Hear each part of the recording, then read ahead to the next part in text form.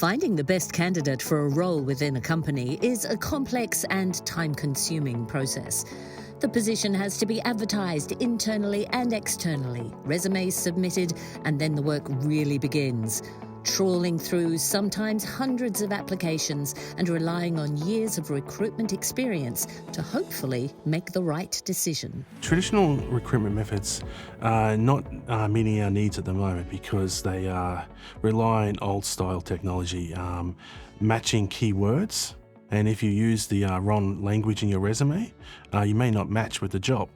So when recruiters do these sort of searches, they miss really valuable candidates because they just use different language, different terminology, which is a real shame. But now there's an innovative new technology that speaks everyone's language and has the data-driven objectivity to fit people to jobs without unconscious bias affecting their choices. It's called Erica, and it uses natural language algorithms to shortlist candidates in not weeks, days, or hours, but in about 10 seconds. So each candidate is assessed based on their own relationship to that role.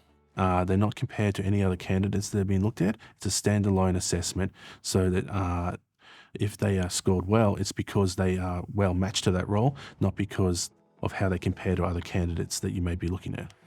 Erica has been developed by GrowRight Digital, and its data-driven capability to find top talent has won over recruiters like Tanya Calder, Regional Manager with Experis, part of the Manpower Group. When we are looking at large numbers of candidates, we need a very quick way to shortlist candidates. We need to be able to see the auditable trail of why we did it, and we need to be able to repeat that really quickly. Erica's AI-based selection process can be integrated into an agency's existing recruitment systems.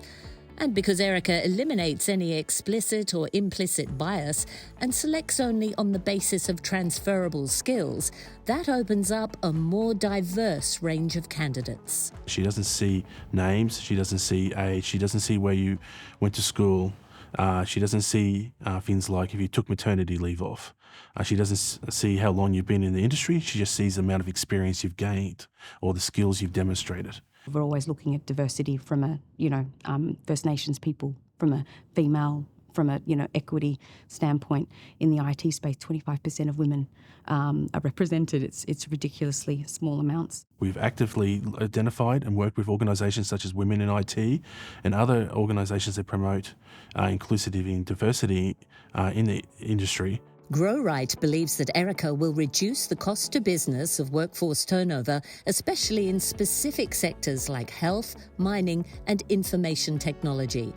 And because it selects candidates according to skills and best fit, Erica opens up the recruitment process to candidates who might otherwise not make the shortlist.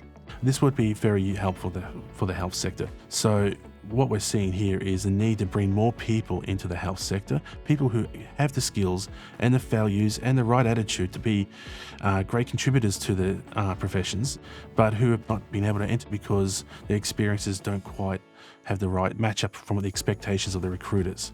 If we have best fit, there's obviously a better chance for these resources to stay on for longer term and obviously provide better outcomes to all.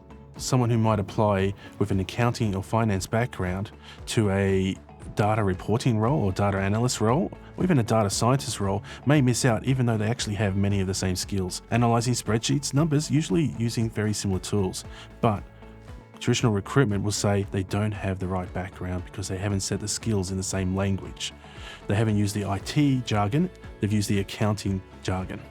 And therefore, employers are missing out on these great opportunities. For health, but also other industries, the ability to be able to look slightly outside the box and our traditional ways of trying to source, especially in niche skill sets, and just being able to look slightly outside those generic same pools, using a tool and a data-driven tool that is also continuously learning with the minimal outlay and the integration of the systems. It would be a no-brainer to me to be able to just have that wider view of the opportunity.